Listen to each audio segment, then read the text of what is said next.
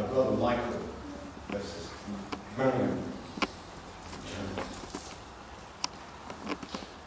Welcome to all of Dad and Hilda's friends, to the members of the Royal Air Force Association and the Royal Observer Corps Association.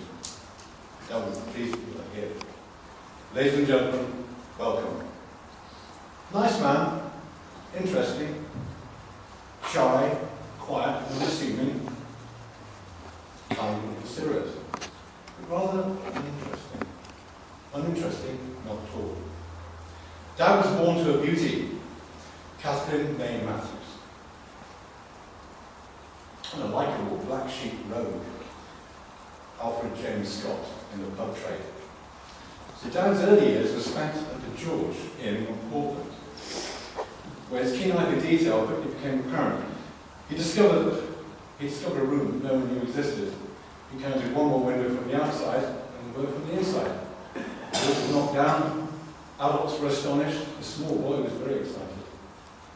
His next excitement came during an air raid on Portland during the Battle of Britain. He was strafed by a Messerschmitt. He dived into a ditch. Hitler's attempt on Dad's life failed. Hitler went on and lost the war. Dad's next exposure to enemy fire came at Weymouth Grammar School, where in his mid-teens he was caught holding hands at the back of the class with Patsy Tet. The maths teacher launched a blackboard over his head, took a chunk out of the wall. Dad was not deterred. He married Patsy Tet in the year of the coronation, 1953. Indeed, the Sedwells and the Tets were so well known in the borough that the two events almost got the same coverage. 4 children followed. That's us. Along the way, as was the custom at the time, Dad was called to do his national service. He served in the RAF, and so in 1955, leading aircraft technician Scott Sedwell, 229 OCU, Royal Air Force Chipper, tending to the needs of the Hawker Hunter. Dad turned out to be quite a smart engineer, and his return to City Street found him working briefly with the Halpins in Harlow. That job ended after 9 months, and Dad moved his family back to Weymouth. And he went to work at the Admiralty Underwater Weapons Establishment. Whilst there, he knew Ethel G., who some of you may remember was one of the infamous Portland spy ring. He didn't know her well enough for him to be represented in the movie Ring of Spies, but neither did he want to know her well enough to curtail his becoming successful civil service career. A dedicated union man who was branch secretary of what is now the PCS and remained active all his working life. He moved into the procurement executive. Dad never managed to get over the wish that he stayed in the Army. He always had his unit crest by his bedside. Perhaps to compensate for this, he joined the Royal Observer Corps. He loved it and quickly rose to the rank of Chief Observer. It was about this time we realised his weakness, or one of them, forms. He loved forms. We said, I think I'll have a career in the police force. Before we knew it, we'd have a stack of forms would arrive, and Dad would sit down to help us complete with obvious relish. He was a lousy cook. He loved food. He was a lousy cook.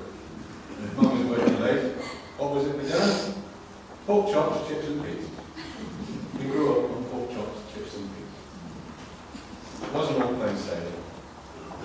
Sadly, most people discover that life can throw the odd curveball.